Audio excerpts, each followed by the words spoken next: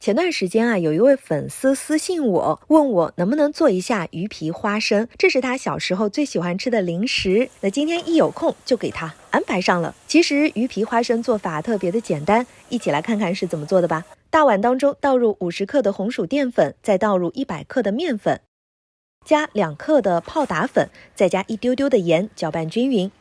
往大碗当中加水，搅拌均匀，把面粉揉成面团。做这个鱼皮花生的面团不要揉太硬，要稍微软一点。盖上一层保鲜袋，包好面团，放置一边醒面10分钟。取出醒好的面团，揪出一个小剂子，搓圆按扁。把花生米包在面团内，包好之后搓一搓，将小丸子表面搓光滑了。将搓好的丸子冷油下锅，开最小的火炸制。炸制的时候啊，油温不要高，冷油或者温油下锅。炸到花生米漂浮，用勺子翻动翻动，给它炸均匀了。炸到鱼皮花生的表面金黄酥脆，就可以出锅了。鱼皮花生真的是又香又脆，一起试试吧。